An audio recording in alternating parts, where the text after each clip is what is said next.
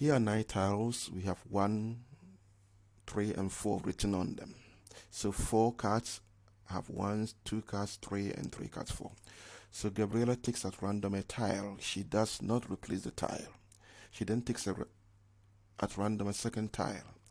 We need to calculate probability that the tile that she takes have even numbers on them. They both have even numbers. The second one is the first tile has a greater number than the second tile. Okay, let's go step by step.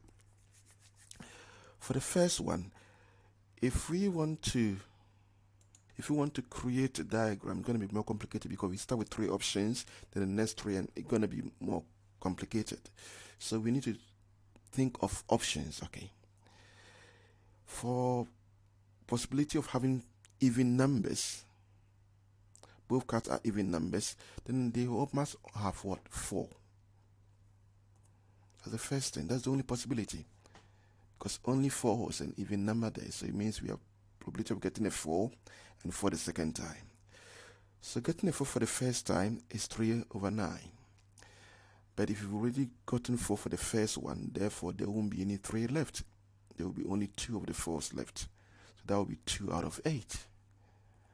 And that will give us 6/72. Now for B, we are supposed to talk about probability that Gabriela takes a greater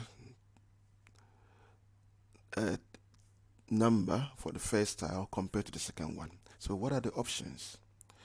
We have 4-1, 4-3, and 3-1. These are the possibilities.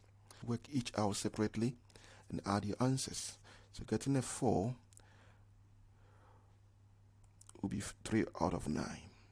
Now getting a 1 is still 4, but it will not be 9 anymore because we're already taking 1 off as the 4. So that will be 4/8.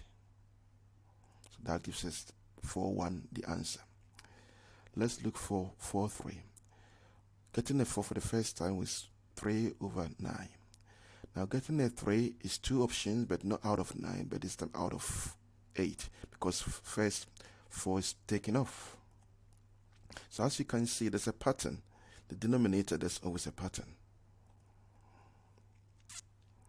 Now the third one, 3-1.